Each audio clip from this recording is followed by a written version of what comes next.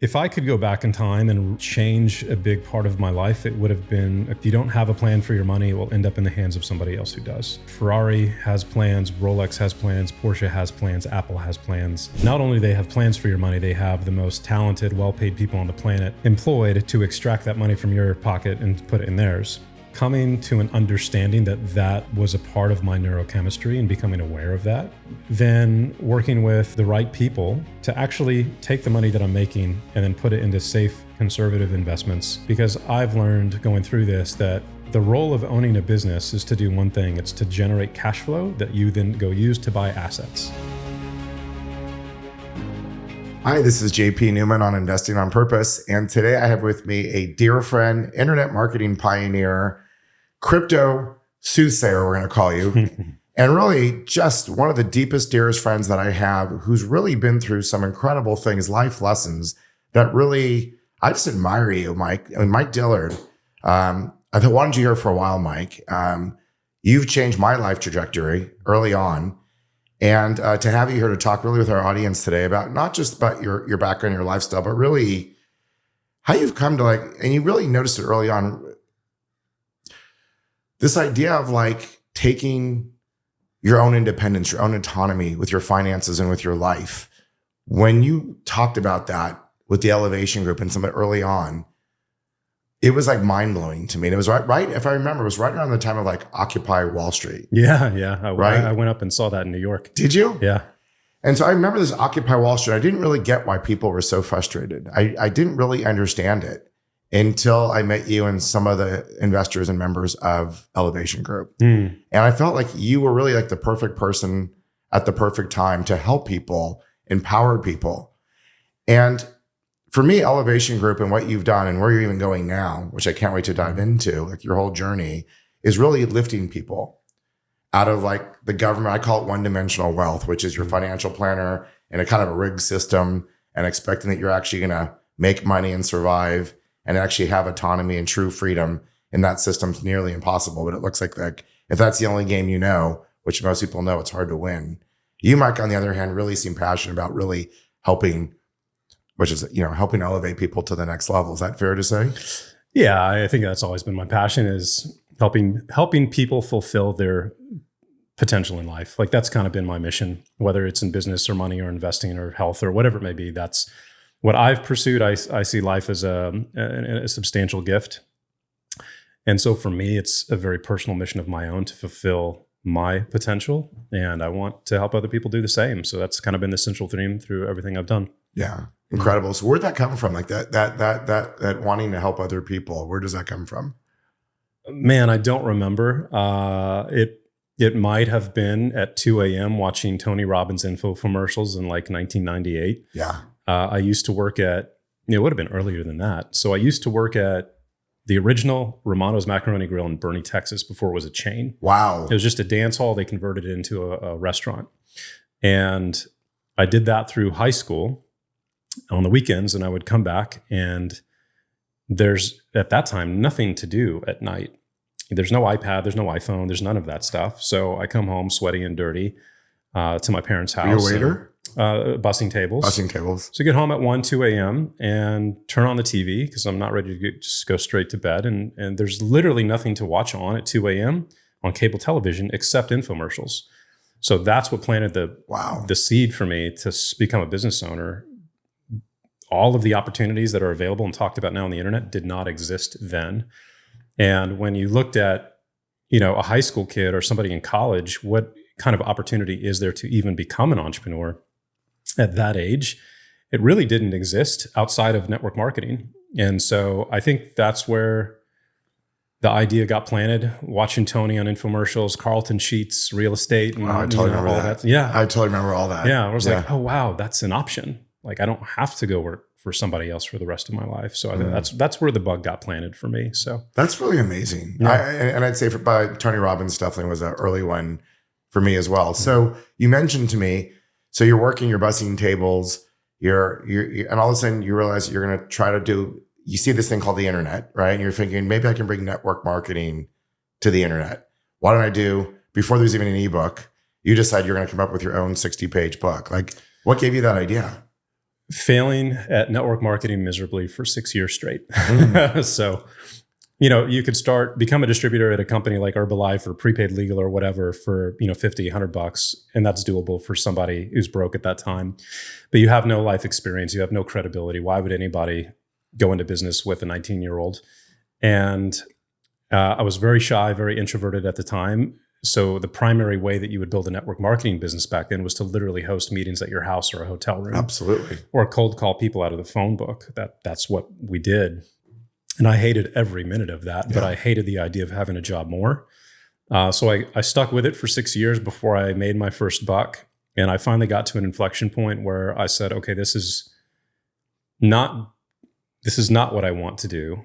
Or I need to figure out how to do it in a way that I enjoy.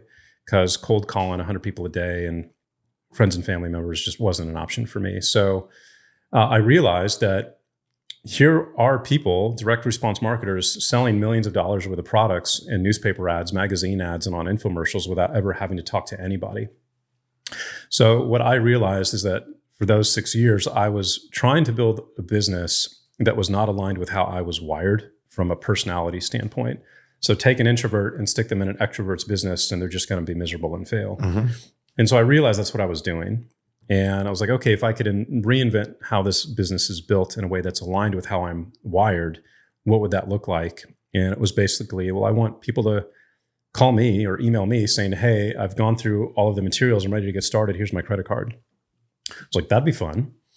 And so I spent the next 18 months learning direct response copywriting, studying all the Ogilvy and, all the best copywriters of the day, and literally would write out their sales letters by hand every night for like an hour. Wow. On my bathroom floor. Wow.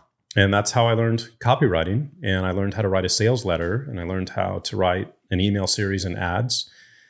And it started working. I started sponsoring people like crazy, generating leads like crazy. Where was the internet at this point? Like when you were doing this, is the internet like now becoming a thing? Is it just exploding, or is it still kind of an underground thing? This is the 2000 boom. Okay. Right? 2000 to 2004. Yeah. This was before social media exists. This was before iPhones existed.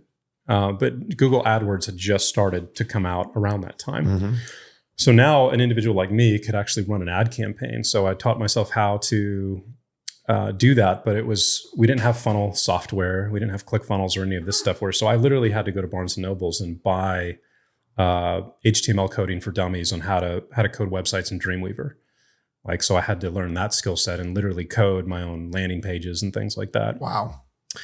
But it started working. I started generating leads for other people who, maybe were mentors older than me, wealthier, successful.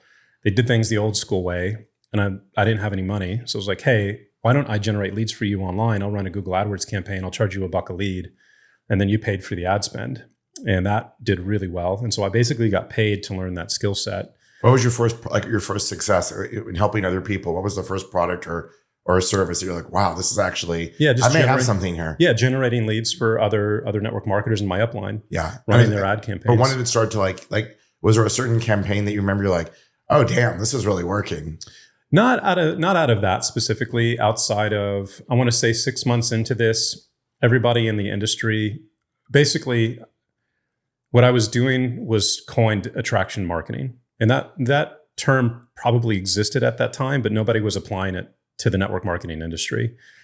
And so when I took this whole concept of attracting people to you instead of chasing after them, and I put that in a training manual for my specific team at my company at that time, it got handed out to distributors and leaders in all these other companies. And they're like, what, we want to do this for our team. Will you make a generic version of this? And so the book was called Magnetic Sponsoring. Mm. So I made it generic, took my company info out of it, started selling it for $37 a copy on AdWords, and went from waiting tables part-time at PF Chang's to making about $50,000 a month in the next 90 days.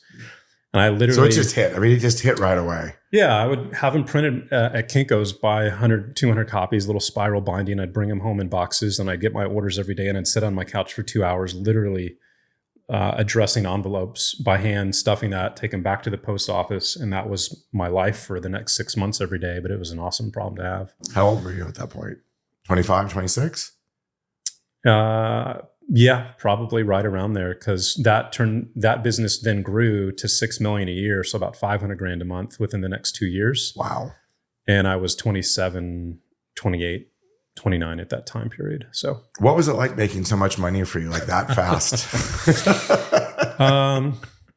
I mean, that leads us into Elevation Group and all of this other stuff. It's obviously super fun. You're in your 20s, you're single, and you're making millions of dollars a year. So I did what most guys my age would do, is I went and spent it. Yeah. Right. Giant 6,000 square foot house for one person in Terrytown, and a boat, and the Aston Martins and the Ferraris and all beautiful of that car stuff. collection for a while. Yeah, for sure. Yeah. And then the crash of 2008 happened. So I launched that book in 2005, and the crash of 2008 happened. That was great for my business because people wanted to learn how to make extra money. So from 2008 to 2010, I just kept going. Is that where it went from 50,000 to 500,000 during that time? Mm-hmm. Incredible. And this was the time when gold and silver was getting really popular before the crash. So it started, that was the one investment I had, was boxes and boxes of gold and silver. This is when I was following Kiyosaki, reading Creature from Jekyll Island. Yeah. And kind of all of this sovereign stuff started to come into my life in that way. And, around that time, really smart people had identified that what the US was doing with their money printer was not sustainable. And it was really unhealthy. And that kind of took on a narrative of its own that I bought into fully. And then we have Occupy Wall Street and all of that stuff. Bitcoin came out of that narrative as well. Yeah. In 2010. And so at that time, making a ton of money. I've been doing magnetic sponsoring for 5 years. Now, at this point, is it just the book? Or are you doing workshops on this? Are you doing the whole thing on this? It's like 3 or 4 other courses in the book. Okay. Yeah. So that was generating that $5 million, $6 million a year. Incredible. But the crash happened, and I'm like, okay, I got lucky. I didn't have a bunch of money invested, and I'm squandering the opportunity of a lifetime by just spending all of this money that I'm making. I realized I don't want to do what everybody else is doing because they just got hosed. And so the question I asked myself was, there were people in the 2008 crash that made billions of dollars. Peter Thiel and, that crew, right? So Kyle, your friend Bass. Kyle Bass. So it's like, okay, what did they do? And that's the event that put it into my head that every crash is an opportunity. So I don't look at crashes as something to be afraid of. I look at something to look forward to. And that's something Robert's always talked about as well. But that just brought up that question for me, is how do the rich invest? How do they build wealth versus the retail side of, get a traditional financial advisor and an index fund and get feed to death and all of that. I didn't want to do that. And so that's the inspiration to start the second business, which was the Elevation Group. And I was not an expert by any means when it came to investing. All I had was more questions. So I decided to just interview people that I thought were successful and learn from them. That's when we met. Yeah. And launched that business, I want to say December of 2010 or 2010. And I had my audience from magnetic sponsoring. So a couple 100,000 people on an email list. Launched Elevation Group for $97 a month. And we made $3.2 million in 7 days, for 7 days. Wow. Yeah. So that was fun. That's really amazing. And that turned into an 8-figure business that year. Yeah. That next year. So, Mike, I'd love to know the in between, because that is right at the time. I think you met Adrian before you met me. Mm-hmm. And then we met. And I remember what you said, Mike, because I knew very little about attraction marketing at the time. And I remember we got to know each other for a bit, and I was really impressed. You didn't just say right away, like you vetted me for a while before you even let our company be part of like the real estate side of Elevation Group. But I remember you said to me, you were in my conference room at Shoal Creek, and you're like, JP, wear like a white shirt. It looks really good on camera, and there's gonna be more people watching you than you think. I think you threw out a number. I think it's like 20,000 or 30 or 40,000. You're like, you probably want to wear like a clean white shirt for that. Like, and you were very Mike about it. You were just like very, casual. I'm like, and I really didn't know anything about your world or what you did. I was just really starting the real estate business and really doing that. And when you said that, like, I wonder what I didn't really, I'm like, I was intrigued by it, but really knew nothing about what like our next journey was going to be together, where more and more as we got to know each other, Adrian and I got the honor really of being like the cash flow real estate guys and teaching people about cap rates and cash flow and questions to ask and all that stuff. And it was so incredible. Not only was it obviously incredible because it really worked out great for Thrive. I never put a word to it until just now, by the way, that, as you know, it got to the point with Elevation Group where we would open our computers on Monday and there'd be 10 new people inquiring because of Elevation Group and because of you, Mike. And I'll always have a gratitude for you for that. It really, like, I joke and say my real estate company is an internet startup because of you. Yeah. Right? Like people are sending checks, big checks are sending. I'm like, but how can you send me a check? You haven't met us. Oh no, we saw you on video on Mike's thing and we get you. And thank God, that, we took that responsibility and we're able to do great things with it. And you probably know a lot of your early Elevation people are still clients today. Awesome. But I'm always grateful for that. And to your point, before you go to the next thing, like as I get older with efficiency and probably a little less patience than I used to have when I was younger, that idea that you're talking about of just literally like, how do people find you rather than you having to find people, especially when you really are confident that you've got a good product or a good service. Like, why should I try so hard? But the answer is, if you're not trying hard, you're probably going to fail unless you've got a good funnel to bring them in. So I've had to learn, even as a real estate guy, I've had to learn more in the last couple of years between you and Tristan and Joe Stolte. Like thank God I have a good Austin crew about funnels. And it's fast and it's actually kind of fun because you almost start to gamify. Like it becomes a game. It is. It's a super fun game when you can, especially when you get into paid ads, when you can spend $1 and make back $5. Yeah. Like that's super fun. Super fun. And I'm just really at the beginning of a funnel. Like you've now, the taste of what you gave us many, many years ago is really where this company is going. And that's exactly how I'm designing the company, is just to continue to go from there. The people that need to find us will find us, and that we have the right proper funnel to attract them, educate them, and treat them with the highest integrity, but through a process that really makes sense. That's not like one off here and one off here. Yeah. But this is because I'm older than you. I did exactly what you did with cold calls, but I had to sit and sell supermarket advertising. and it was like Glengarry Glen Ross. I was given rolls of dimes for the phone, and all day I had to sit in a phone booth. Wow. And I couldn't leave. Like I would drive to like 100 miles away from my house and I couldn't leave until I had sold 10 ads to get that supermarket. Wow. So like, I remember just sitting there burning up the phone with dimes, and I hated it. It was the hardest job in the world. And my sales manager had a Nissan 300ZX. And he said, one day, because I was 21, he goes, one day you can be like me. And I'm like, and I'm the poor schmuck in the phone booth, just like throwing dimes in. It was a great lesson. I got it done. Yeah. It gives you skin, man. It gives you thick skin. Yeah. I got those because I wanted to go home so bad. I was so hungry and so tired. I would get those 5 ads, and I got really good at selling those ads. Nice. So I totally know what it's like on both sides, both sides of the cold calling all the way to it. Just a beautiful funnel that works.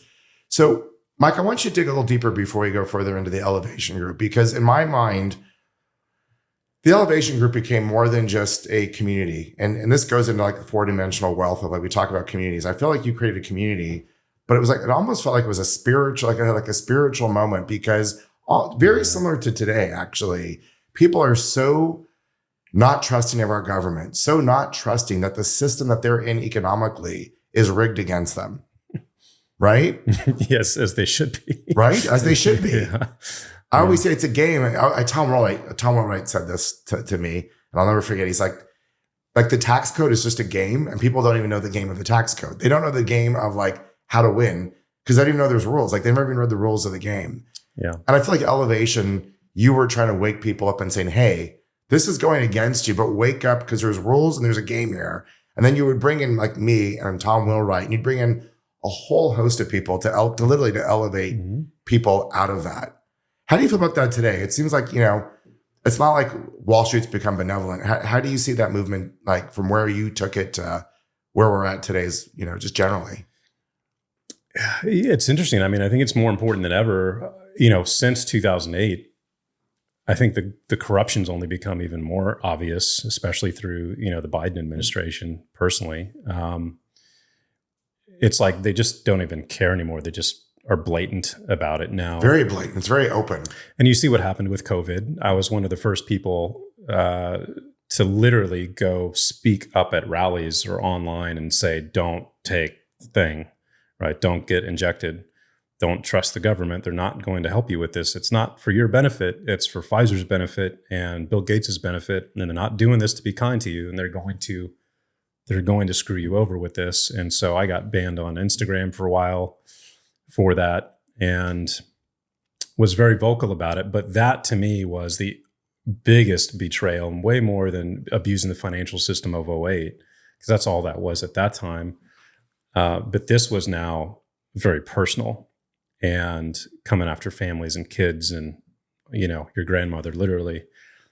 But a lot of people didn't believe me, or the people, the group of us that was speaking out about it, conspiracy theorists, all this other stuff. And, lo and behold, ended up being right. I read an article yesterday.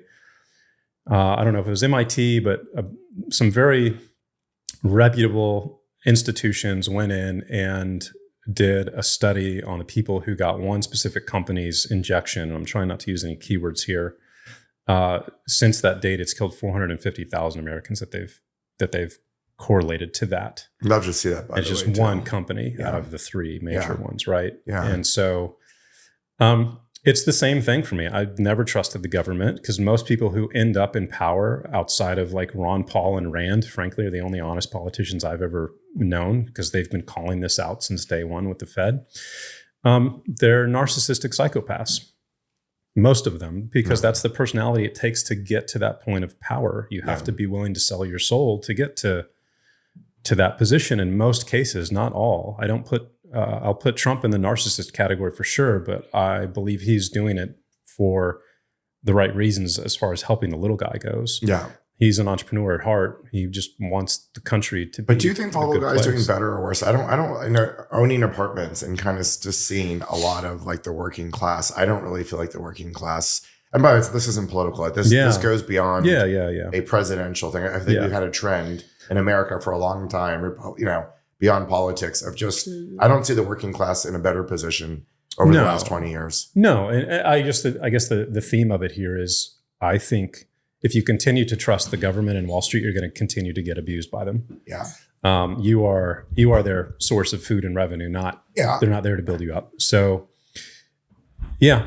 I want to ask, I have a question too, Mike, which was like, and I've seen it, like, it felt like for a while, it almost, like I said, it felt like a spiritual movement, and it really felt like people coming together, not only in the community, but you put together some of the top people in the world. And I learned a lot. I mean, I can tell you that the way I do my finances now came a lot of things, Tom Lloyd's still my CPA, all these, I have as I just said off camera, I've got a pretty stout, life insurance strategy that I learned at the Elevation Group. So like these things, all these years later, have proven the test of time. Obviously, cash flow, real estate's proven. And I know that one of your people that you trusted in your group broke the trust with you. And I find that, I deal with money all the time. And so it's really a strange thing, because especially when you have a movement like that, you tend to want to trust people. You let them into your sacred circle. And occasion, and the reason why I'm bringing this up is because even now with me, I feel like most of the people in my community are just amazing, but I feel like I still have to always kind of watch out for that person that seems to be perfect, but isn't, because money is an interesting concept energetically with people. Yeah. You had built like the perfect empire, and one guy really betrayed you. And I've had that happen to me in business. Yeah. So the best word that I think describes it was capturing a zeitgeist moment. Like a zeitgeist was happening after the crash of '08.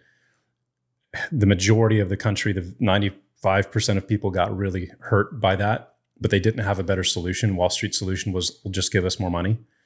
And that didn't resonate with people. And so I just pointed that out, saying, hey, if they're telling you just give them more money after they just screwed you over and didn't take care of you to begin with, why would you do that? It's because you don't have knowledge of a better option or a solution. So let's figure that out. Yeah. Let's figure that out together. I'm going to figure that out. If you want to come with me, join the group. And that's literally what was the whole pitch. It really was.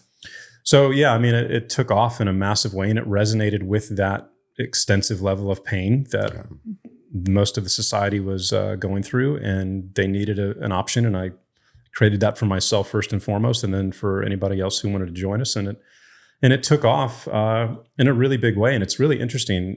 When I interviewed Tony Robbins on my podcast years ago, which was an amazing podcast. I'll never forget when I watched that one. I mean, the thing that blew my mind away is he had joined the Elevation Group, and that was part of the inspiration for his book, which was the same concept. It was.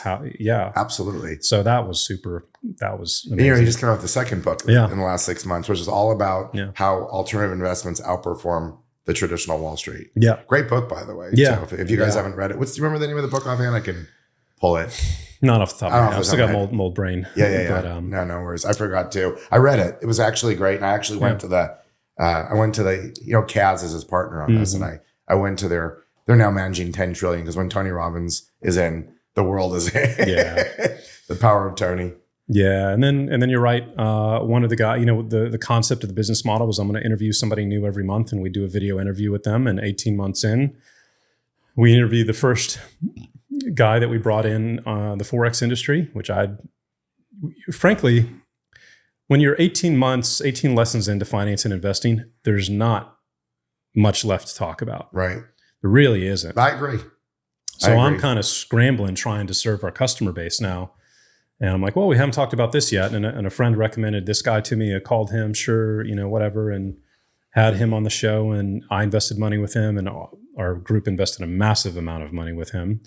And he ended up being a con man. Yeah. And, within a week of that coming out, I'm at the W in Austin, sitting in front of the FBI and the CFTC and the SEC and giving a statement. And that was tough, because still being an introvert and now being a very public face where anywhere I would go, I'd get recognized from all the ads that we were running and the people that were in the community.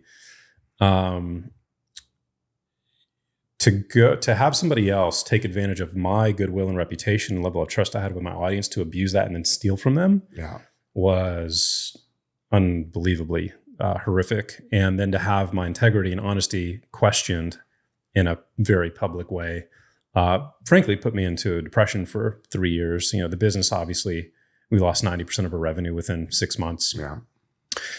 Legal bills went up to $50,000 a month. And I spent the next 3 years doing whatever I could to put those guys behind bars, which they eventually happened, found guilty and all of that stuff. I will say that the part that made it manageable for us is that all of those agencies came through and literally went through every email and laptop hard drive that we had and saw that we were doing things the right way, never asked us to stop doing business, never froze our merchant account, never froze our bank accounts. They're like, okay, you guys are good.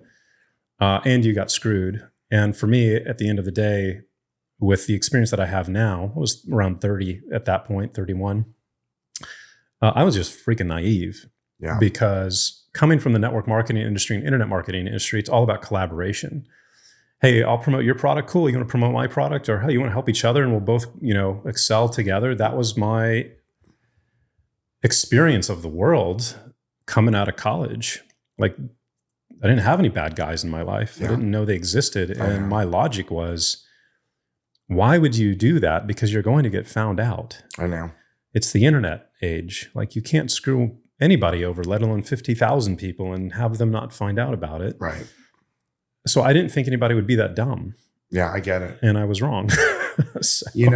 I just 2 weeks ago, Mike, I found out that one of my investments that I put quite a bit of money in, it was fraud. Bank fraud, $154 million bank fraud. Wow. And the guy who brought me into it's someone that I really trust. And we had a hard conversation a couple of weeks ago about it, because you want to believe that everything is just good and that person means well. But in the meanwhile, you've just lost, in this case, they lost about $81 million of people's money, total wipeout. Yeah. And my investment, thank God, some people put in their life savings. I never put my life savings in anything. Same. Yeah. And during this experience, like, it devastated people. And so it's interesting because, Mike, you and I, we're good friends, and you and I both share the same heart of really like looking at the best in people. And money is just a funny subject, because even now, like, I always tell Adrian, like, vet people carefully. It's not just on the deals we're doing. It's like, even investors, like I always say to Adrian, be careful who you bring in as an investor. Like, you don't want the wrong energy. Mm-hmm. The ones that tend to be the most complicated don't have the largest amount with you. Yeah. They're just like, they could be in their own fear about money. They could be whatever their twist is. And then as you know, Mike, as you get more successful, more people gravitate towards you, and you're not sure if their objective is they generally like you or if they generally like being around the persona of you or the success of you kind of thing. And I try it. I don't want to get like, I don't want to be paralyzed by that. I just want to be JP, just the way you're just Mike. And, you know, I want to be that same person, but I'm keenly aware of it at my age now and having just a long career that I'm, you know, I'm as friendly as can be. And there is a filter on at all times. And it's just not, it's in the background now because I've dealt with so many people. Yeah. But there is a little bit of a bullshit meter that I look to. Yep. 100%. I ask a lot of questions. Go do some medicine journeys together and see what comes up. Exactly. Exactly. For sure. So Mike, like fast forward now, you know, we talk about a lot of what you're talking about. I talk about in the concept of 4-dimensional wealth, which is like Wall Street is 1-dimensional wealth. Just generally, like when we talk about Wall Street, it's 1 dimensions. And you and I both know the narrative, right? Save up money, wait to like, it's a total scarcity mentality. Get a diversified portfolio of stocks, mostly stocks and some other things. Keep squirreling it away. By the time you're 70 or 80, hopefully you'll have enough money for you and your family before you die. While they're debasing your savings in the meantime. While you're trying to earn 8 and inflation's 7 to 12.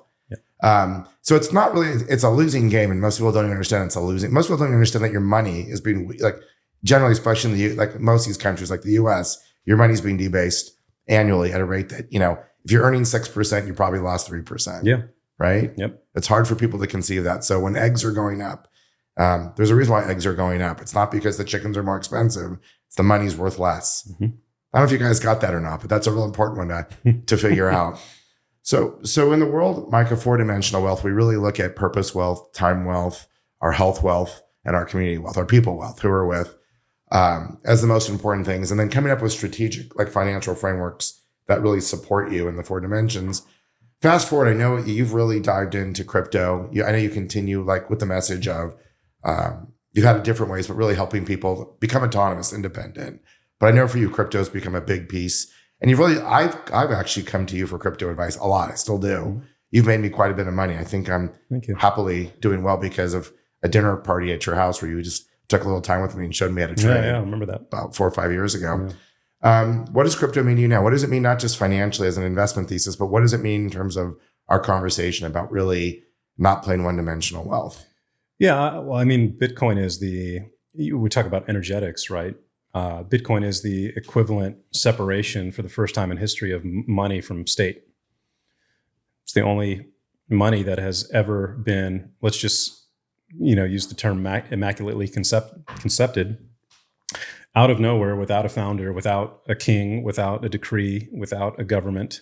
It literally got invented out of the ether by a group of anonymous people who may or may not still be alive. And it became its own entity, separate from any source of control or power for the first time ever in human history. It's the only one and only time this has ever happened. And so now we have, because the technology finally exists to do this. And Bitcoin, some people say, oh, it's a CIA, whatever. No, if you look at the timeline of Bitcoin, and you can ask AI about the timeline of it, it was a 20 to 30 year development period, from digital gold to all of these other projects and developers who they'd figure out one piece, and the next group 10 years later would figure out the next piece. And then, Satoshi and that group finally put it all together and did it in a way that has now survived, 15-ish years, and has had more hacking power and government resources thrown at it to try and destroy it than any other entity on the planet in history. And they've never been able to do it because it was designed so well. And so that, to me, is, from a spiritual, energetic perspective, it changes everything, because now we, the people, have an opportunity to truly have independent wealth that cannot be confiscated, cannot be controlled, cannot be debased. They can't corrupt it. They can't change the rules. So this is new, and I think that's why it's gone from a penny, fractions of a penny, to $100,000 plus a Bitcoin now, and it will eventually go to 1 million and then 10 million. Yeah, it makes sense. It's funny as you're talking about it, makes me think, there's a lot of geopolitical tension in the world, and who's going to win? Is this, is it Russia versus China versus the US? Like, are we a bunch of but it's actually kind of cool when you think about Bitcoin, the way you're describing it. It's like we're all like, at least it's a very Western liberal thing to think about individual freedom. And is our individual freedoms going away or not? And what's happening all over the world? And what I hear you say is like, well, actually, like one of the biggest revolutions of individual financial freedom is within crypto. That the structure of crypto. You look at, I mean, nature and God fascinate me. If you look at things in the form of equal and opposite reaction, over the time that we've been heading into a global control grid, for lack of a better term, where there's cameras on every street, everything you do online is being tracked. Your Wi-Fi router listens to you. Like, for lack of a better term, we live in a prison planet now. Like, you only have the illusion of freedom in any given country you are in. Right. So you're an animal in a cage. You just don't know it. You'll know at the moment that your passport doesn't get approved at the airport, and you can't leave the country. Now all of a sudden you're aware of the cage that you're in. And so you have that trend that's been happening over the last 10 to 15 years. And on the opposite side of that, equal and opposite reaction, you have the literal conception of independent money that's private, that can't be controlled, where you and I can send each other transactions without a third party interfering with us. And we can do it billions of dollars at a time. If I've got my seed phrase in my head and I've got $100 million in there, no one can take that from me. Right. And so it's pretty cool to see and we've seen it now on the political side. It swung way in one direction and the equal and opposite direction in the other direction now. So there's a balance that's always happening. And Bitcoin is that balance for the financial abuse that's been happening since we went off the gold standard. And Mike, I think you and I both agree, like right now, that we're probably going into another market correction. I definitely feel it in commercial real estate. You can feel, I was mentioning to you in the last 6 months, there's a definite change. I'm noticing it across all my investments. I'm noticing it in commercial real estate. Commercial real estate is still pricing itself down. I call it, this is price discovery still, which is why I haven't bought anything in 3 years. Although I actually found my first deal, it's 40% off that I like. And it came from a bank, and it just happened in the last few weeks. So that's the beginning of a cycle where the bank's calling me. It's 40% down. I can get back, Mike, to the early days where I can get my investors at the new price, 7 to 8% cash flow again, 18 IRR. Like, I'm back in that. Nice. Just touching it again. So it's exciting. I know there's a lot to come. I think you and I both agree there's going to be some more turmoil ahead of us. If you're in the audience and you wanted to give some people advice, like you said, turmoil can be an opportunity. Don't get frightened. Don't put your head in the sand. What would you do kind of if you assume that there's going to be some more market turmoil ahead of us? Well, if it's okay, I want to backtrack to a more macro viewpoint of this, because I've made a ton of money as an entrepreneur and I've literally lost every single penny of it. And that had to do with going through a brain injury like you, through toxic mold, and physically not being able to fall asleep for 3 years or work or function for 3 years straight. At that point, I had to liquidate what I had to pay my bills and medical stuff and, all of that. So that was just a few years ago. What that woke me up to was the fact that making money and keeping money are two very different things. And most entrepreneurs, all we're ever taught is how to make money, because that's where our focus is. When you're broken waiting tables, you only have one goal, and that's to go make more money. But you're not taught what to do with that money once you make it. And for most entrepreneurs, not all, because I don't put you in this category, you're an entrepreneur, but you don't have this mindset. But I'm going to say 9 out of 10 of us have a high risk tendency where we are okay with taking high risks. We're wired for doing that, which is why we become entrepreneurs, when most people would not be willing to do what we end up putting on the line in order to build a business. But that becomes a part of your nature. It's, usually high adrenaline, high risk taking. My life growing up was professional mountain bike racing, car racing, Baja 1000, high adrenaline stuff. And so when you apply that neurochemistry to the money that you then make, well, what do you do with it? You naturally start to look for high risk things to put it in, right? Like a Bitcoin. Right. And that turned out pretty well, but some of the others didn't. A lot of the others didn't. And that creates something I call the make it, spend it, risk it cycle, where you make a bunch of money and you either spend it or you risk it. As an entrepreneur, that's your neurochemistry. And at the end of the day, what I've realized, looking back, going through the healing process I had to go through, mentally, emotionally, spiritually, that at the end of the day was just a trauma response.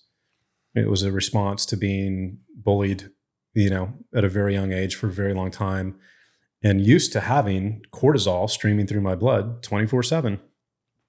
And when you don't have that and you're in a calm state where you're financially secure, then it's actually very uncomfortable. And you'll go do something to get that cortisol back. You'll go risk it on crypto or a new startup or whatever it may be. And before you know it, you're back in that cycle. And that's because your subconscious brain and your neurochemical addiction that your body has doesn't care about your 401k and your retirement plan. It just wants that neurochemistry in your body now. Mm-hmm. And so for Which me, is pretty much gambling.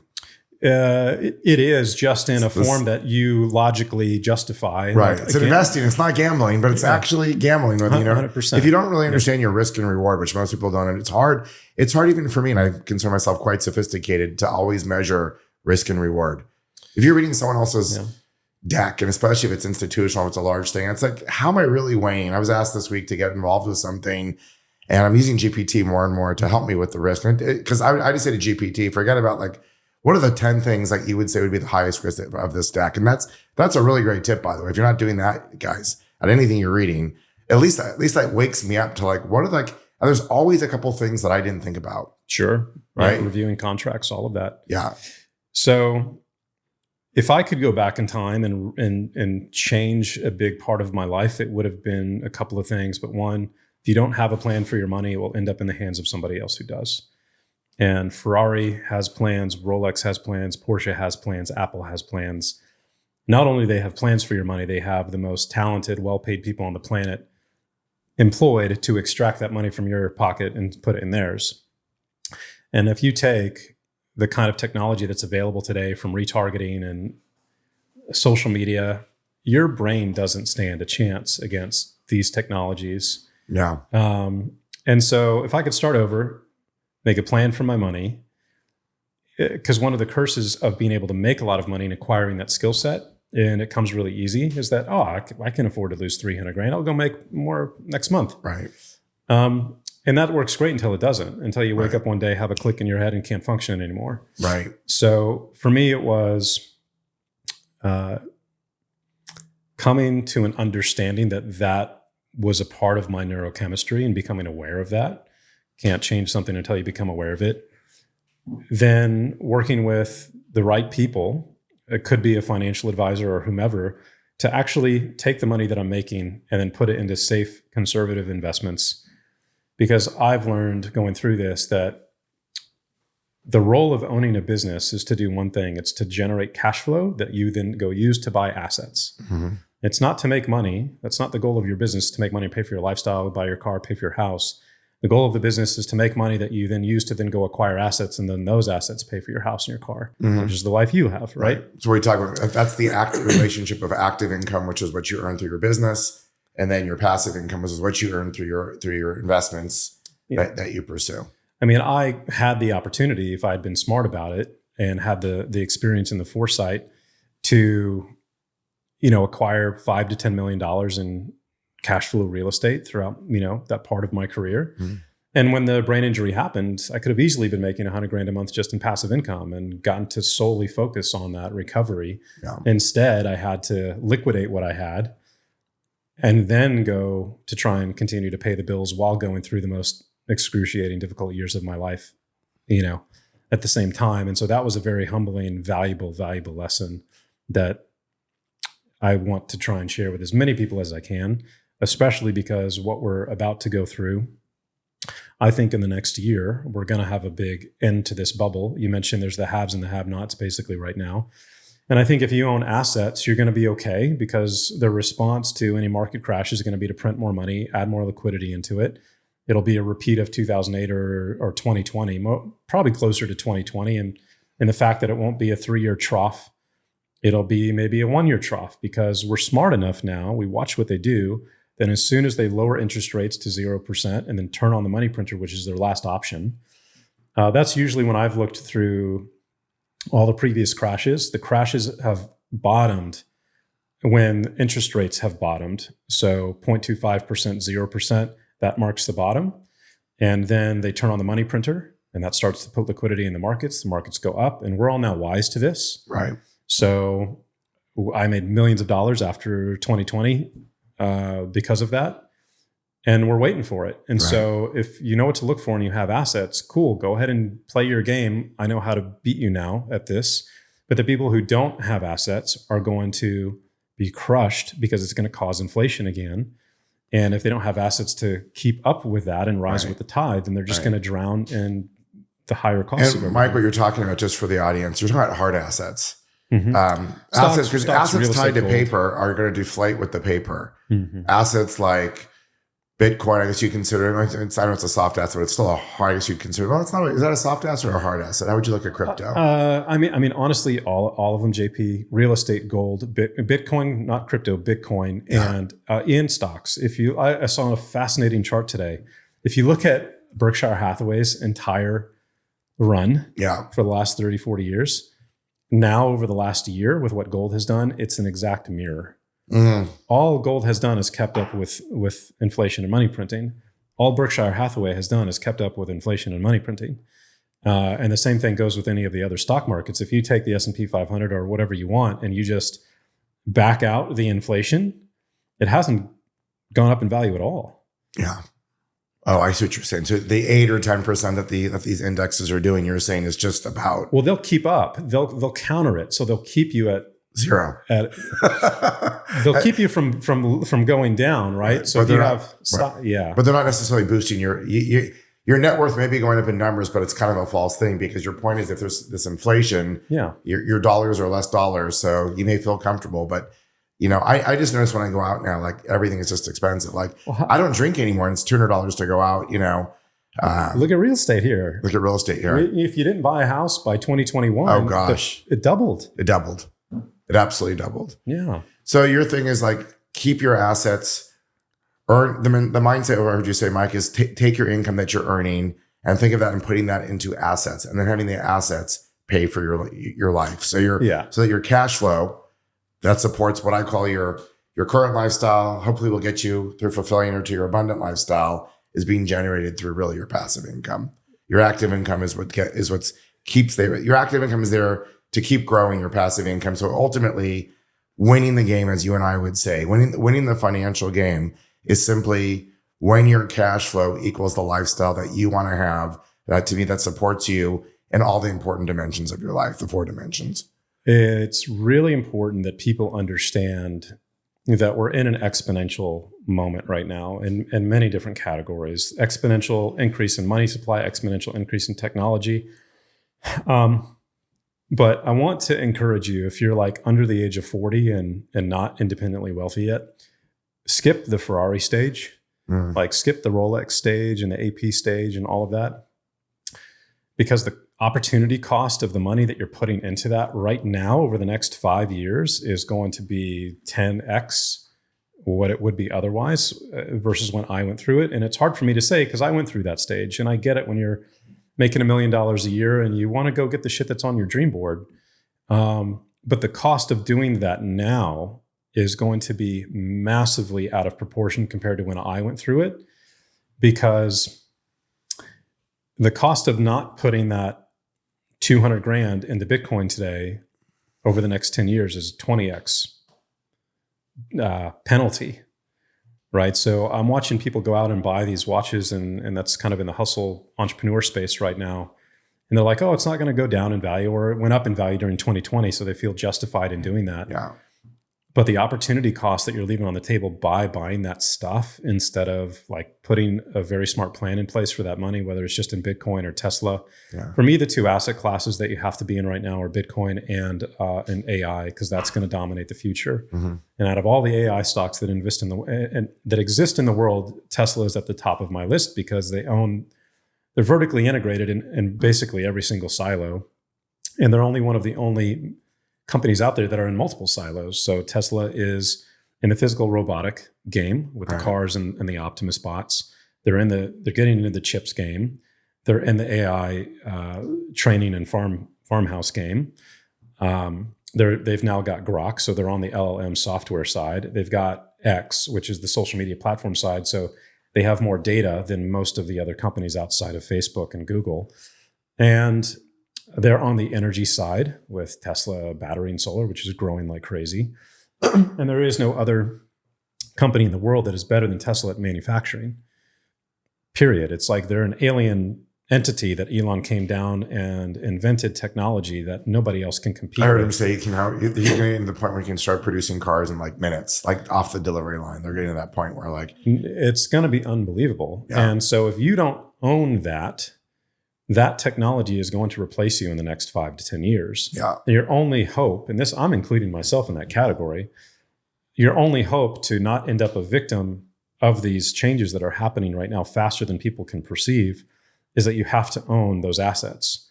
If there's going to be 50 million Optimus bots running around here in the next 12 years, I want to own a part of that fleet, if you will. Yeah. And so put the money in Tesla stock and in Bitcoin, which hedges you against all of the other financial disruptions that are going to come as a result of what AI does. Stimulus, money printing, to offset the crashes and the deflation that this is going to cause, the universal basic income that's going to have to come as a result of this. And so Bitcoin hedges against that, owning Tesla hedges against the actual disruption itself. For me, that's what I'm doing. Yeah. And I can tell you, as a real estate guy, I'm heavily in real estate, but I actually agree with you. I'm in Bitcoin, as you know. I probably could put a little more. I actually don't have a lot of exposure to AI. I should probably do more. Because I'm with you. I think what you're saying makes sense. And on the most basic level, that's all overwhelming. Let's start with your house. And if you have your money, get to a rental house, because just having money in like is a really, it's more boring. It may not have the exponential growth, but it's just back to your point about risk and reward. Just start with some basics. JP, that's such a good point. If you're logical and you do the math, it's hard to justify buying a house and getting a mortgage where you're like, well, the opportunity cost of that is this. Yeah. If I can get a mortgage for 4% and I can make 20% a year on, Bitcoin amortized over whatever, then it makes no logical sense to get a mortgage. So I never did until I couldn't work anymore. And then security was all that mattered. And so now, I've got the investments that I have, and we have a house that's 80% paid off for. Yeah, that's how I sleep at night. That took a long time to pay off my house, but that is winning. When people say, I don't get why you're paying off your house. When money was 2%, they're like, I don't get you, JP. Like, you're a financial guy. You could borrow money at 2%. Why would you keep all that money in your house? Yeah. And the answer is, so I can sleep at night. Cars are paid for in cash. Yeah. Bills are lower than they've ever been. Yeah. Like, took our lifestyle down way, significantly lower than it's ever been. And now, if I could go back and do that over again, I'm like, that's the first thing that I would do, especially if I was a young entrepreneur. I would. Because I'm a big believer. You get to create when you're in a secure place from a completely different energy at that point. Yeah. It's not month to month, how am I going to pay my bills? Oh, I got to create a product and launch that or whatever. And then you compromise your long-term vision for short-term financial needs. I would 100% start there. Put, 20% aside. Let's just say you've got $100 to invest every week or whatever, $1,000. 20% of that automatically goes to your mortgage. 10% goes to gold. The rest of your investable cash, you go do whatever. So you're not just doing one or the other, you're doing both.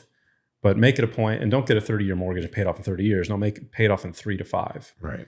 But get the 30, take advantage of the 30 because it's there for you. Yes, of course. Every time I had a real estate deal, when I was like, I would throw money at my mortgage. The greatest thing about a mortgage is you can take a 30-year mortgage, and then when you've got a little extra money, just keep paying it down. Mm-hmm. And there's no penalty for paying it down. And you can always refinance. To me, it's like what we have in America here is a really, give me all the time in the world, and then I'm going to play the system the other way and try to pay it down in 5 or pay it down. And that's exactly what I did every time there was a little extra. I just kept throwing money at it until one day I didn't have a mortgage. Yeah. In states like Texas, it's particularly great because your house is yours. Yeah. Yeah.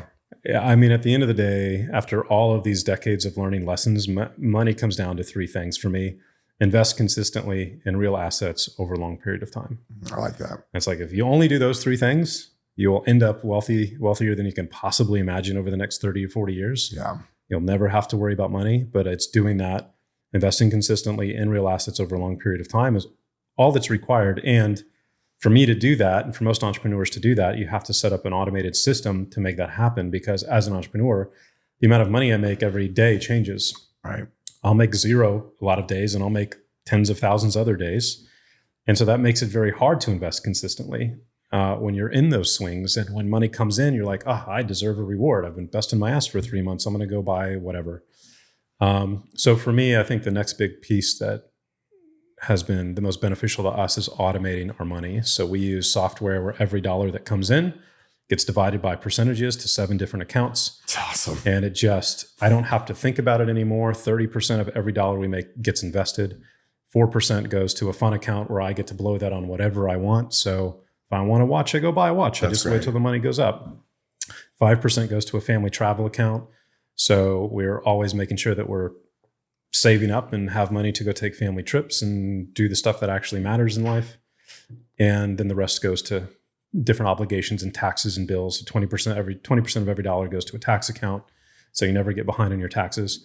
And that all happens without any is there a software you can talk about? Just that's a really cool thing. Yeah, it's called Sequence, sequence.io, get Sequence. Amazing. And it's $15 a month, and it's totally revolutionized our life because we never have to think about money anymore. If you're married, you don't have any stressful discussions about money anymore. It's great. My wife always has a new project. I can just say, honey, check your bucket. You don't need to ask me what's in your bucket. It's the Dave Ramsey envelope system that is been automated. And now I have my stock investment account. That money gets sent automatically into my mega backdoor Roth IRA. And then once it hits that account, it gets automatically averages and buy shares into Tesla and IBIT. Amazing. Yeah. Amazing.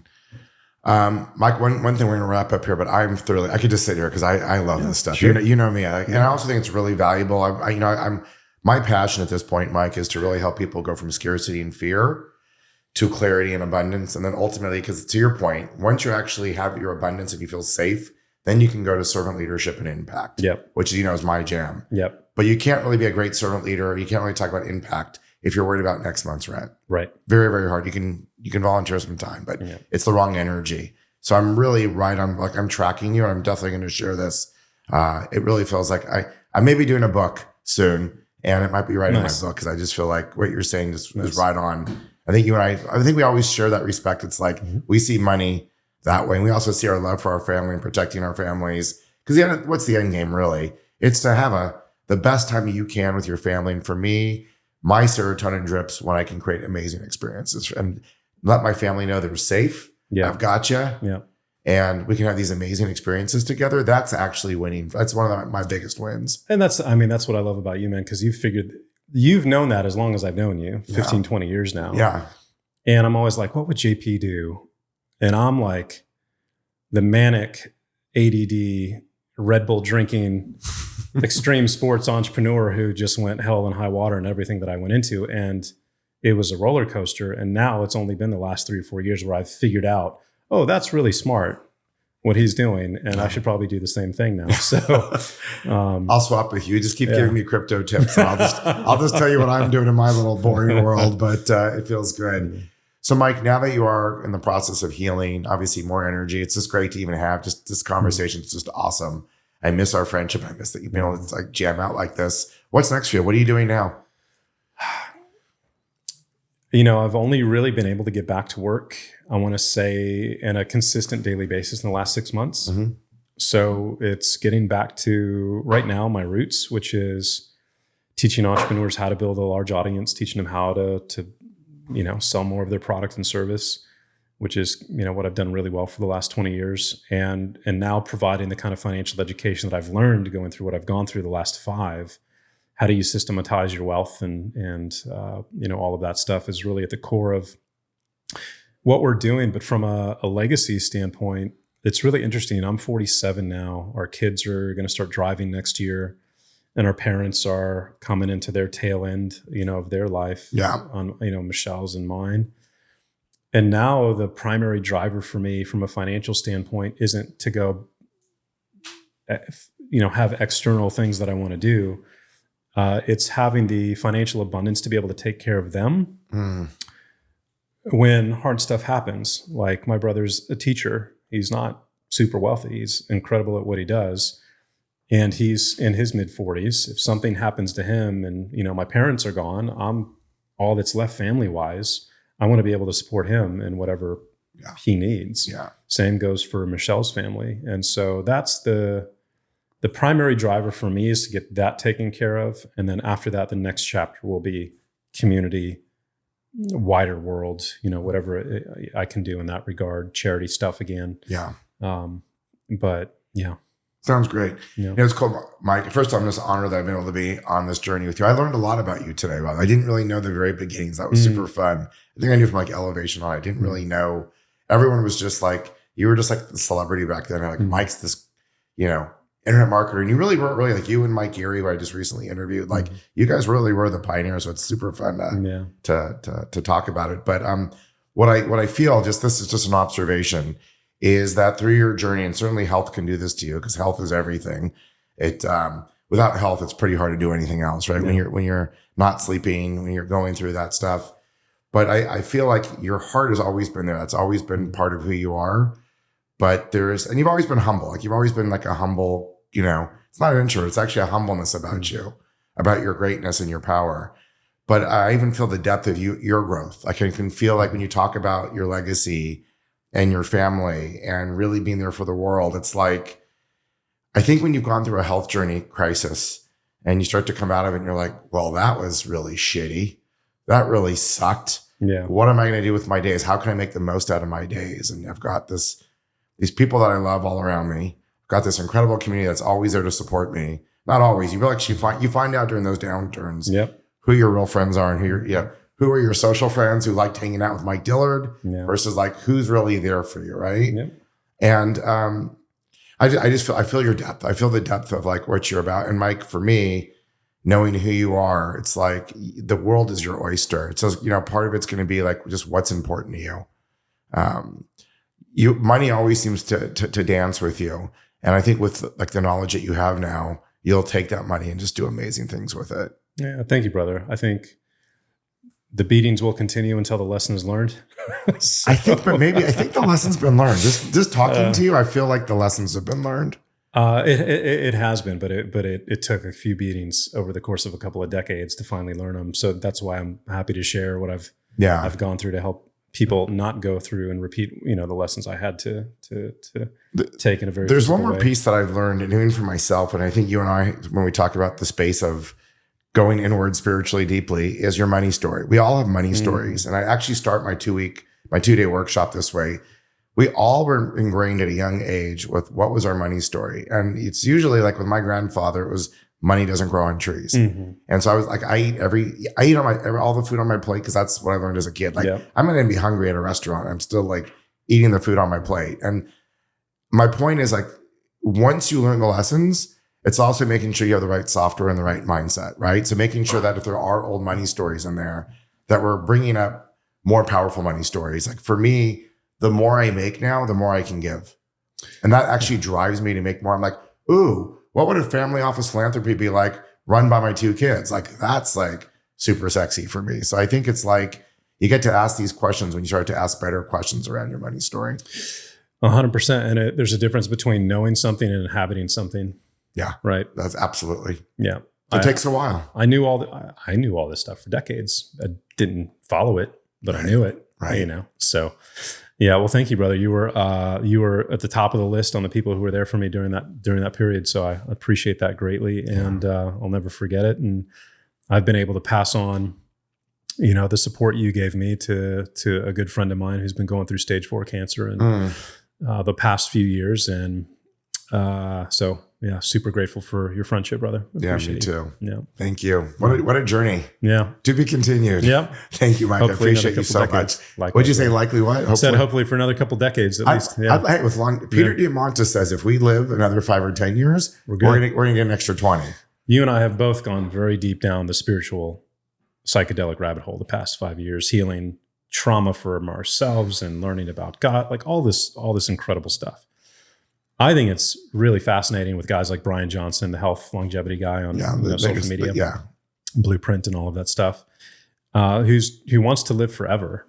And knowing what I know now about God and what comes after and what I've experienced firsthand, that would be the last thing that you would want to do.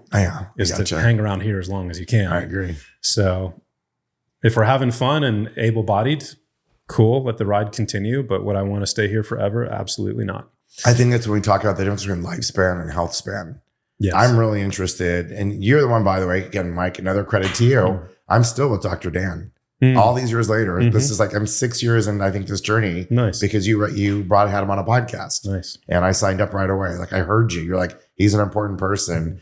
And I have to say that when you have energy and you're healthy and you can still be the creator, once you've kind of figured out your 4 dimensions, you figured out your wealth, then you really are kind of a continual manifester and creator. It's like being the artist, and it's super fun. Yeah. I mean, it might get boring, but right now, at least at this stage, it's really, it's exciting. Like even this moment with you, Mike, it's like there's this sense of creativity and curiosity. And you might get to the point if you've lived to 120, you're just like, I think I've asked all the questions.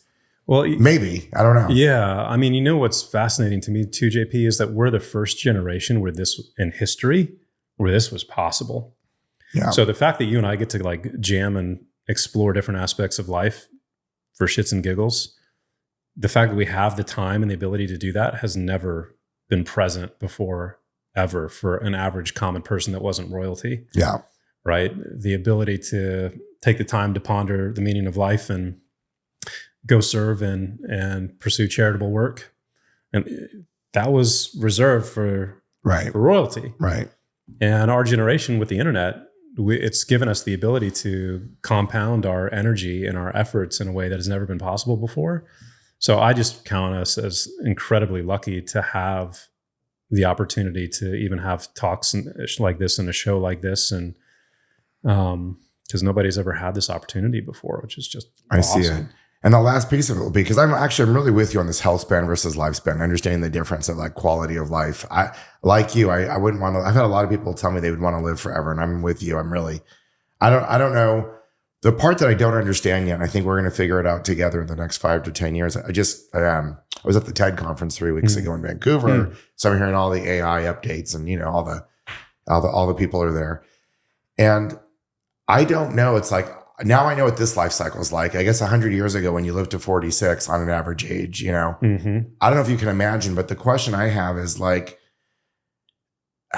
especially if AI really, which I think I agree with you, if AI is going to come in and GDP becomes unlimited and work becomes a lot less necessary. So it's always been about, you wake up at 4 a.m., you milk the cows, you feed the chickens, you get the eggs, really until 120 years ago. That's what you did. And you were probably a serf on someone else's land, just subsistence, getting the eggs and the food for them and yourself. So then the question is, what's next? Like now we're doing this to 70 or 80 and we have our golden years. We still have 15 years of health decline. The average person is like declining over 15 years and it just gets worse and worse, which that sounds really unattractive. Like that's a big waste of 15 years, maybe. Or maybe it's humbling. Maybe it's duality. Maybe you're supposed to feel like shit or lose an arm or some crappy condition. I'd like to think you don't have to. Maybe there's lessons in that. I don't know, but I'm not sure. And I really have been thinking deeply about AI and consciousness and all these things. And I don't know that if work becomes optional, what really would become fulfilling? Like how many years do I want to hang out on this planet and be doing dinners and Burning Man and supporting each other? I did that, right? Yeah, 100%. And I think it's gonna fracture society into 2 very specific groups. It's gonna be one group that relies on universal basic income, and you saw this happen during COVID, right? You saw for sure 2 groups were created. There was the people who went and bought alcohol and watched Netflix every day, and that's played video games, and that's all they did was entertain themselves. And then you saw the people who started a new business, became an entrepreneur for the first time, took on a health challenge, got in the best shape of their lives, mastered a new subject, whatever it may be. So I think that's what's going to happen just on a global scale. The people are going to get, half is going to get trapped in the entertainment, the loop, mousetrap. And the other Ready Player One, put the goggles on, go do whatever you do with the goggles on. Meet girls, go travel, whatever you do virtually. Kind of worthless, and the useless eaters, if you will. And then the other group will get more curious and want to go learn more about the world and grow themselves, learn more about themselves, learn more about God and spirituality, learn more about space and exploration. And I think the opportunities for that group are going to be incredible. Yeah. So you just want to, make sure your kids and everybody out there are heading in that direction and not getting caught into phone and, that stuff. So, the biggest thing was actually with a new dad. And I know with my kids, and I know it was a little easier with my kids, but they still had iPhones, like and they still grew up on all the videos and the DVDs and all that stuff. But again, that may be a high class thing to say as far as like, I had the time to play with them and all that outdoor time, all that soccer time when they were young, I'm sure with your son, and like all that time outdoors, skiing, all those like wake surfing, which I know we both share that in common. It was enough. Well, they still live on their phones as college people now, but they get out a lot. Like they still go back and forth. And again, I understand not everyone can do that if you've got parents working and you just need to be like, I know that these phones can be, but it seems to me that's going to be even a harder and harder skill as these, I just saw some incredible things at TED about where this is going. And like everything's going to be in your headset or your glasses. And so to your point, it really takes a parent that's going to sports, the old music, sports. My son right now, he came home, I can tell he's a little, I wouldn't say he's bored. He's just got a lot of time on his hands. Somebody gave him a mixer. And so last night he spent 5 hours, he's mixing music. Oh, that's cool. And that's actually an art. Like I'm like, he's taking his hands and he's moving the things. He's trying to figure out creativity, how to transition a song and which songs match. And I'm like, that's art. That's cool. So I think as long as we can stay a little bit in this physical world and use our creativity and our artistry in any way. Like I look at real estate to me at this point and these conversations, this is artistry. I think when you think about like what you're going to talk about next and how you're going to guide people, that's artistry. It's creativity. And I think as long as we continue to lean on that, no matter how good artificial intelligence, which I now call collective intelligence, but I call it, intelligence or just CI. So collective human intelligence is going to have this really powerful role. But I still think that human intelligence, which I call HI, and divine intelligence, which is what they call everything, all the software outside of your body. This is the hardware. This is JP. This is the software, right? This is consciousness. That's DI. That's divine intelligence. And I still think that the DI and the HI, that's that creativity. So as long as you're continuing to be the artist and you're generating creativity, intelligence, AI can simulate that creativity. It can even come up with great suggestions. But I believe even as we get through wherever we go to, and I know this is a big topic right now, that there's something about the divine spark that's always just going to be a little different. I don't know, this might be more efficient over here, but there's something about that, to your point, that if you stay creative and you stay curious, there's always going to be a new edge that's going to be different than the simulation that we create through collective intelligence, which we call 100%. AI. It's about partnering with AI, not letting it replace you. But the way I think about it is there's going to be three groups of people. There's going to be the people who are displaced and replaced by AI because they can't adapt. There's going to be the people who are enhanced by it. So I'll put myself in that category. You can put yourself in that category where we're going to learn the tools, and now I can do more with AI to grow my business than I ever could before. Right. Software developers, there might be a team of 20 software developers. Well, those are going to get disbanded. Right. It's already happening. So now those 20 people need to make a decision. Are each of them going to open their own studio and have their AI software development partner that now replaces that same team of 10 or 20? And now you've got 20 separate entrepreneurs, and then you'll have the ownership class, which are the people who own a large enough amount of equity in companies like Tesla and whatever, to not have to worry about money anymore. And they can just go do whatever. But it's like, choose your group. 2 out of 3 are great. But that's how I see the vision playing out, or the future playing out over the next 10 to 20 years. And as long as you're in the proactive groups, then you're good. Yeah. Makes sense. Mike, that was a fun little bonus we added to it. Little side trail. Little side track. Thank you, brother. To see you, buddy. Yep. Bye.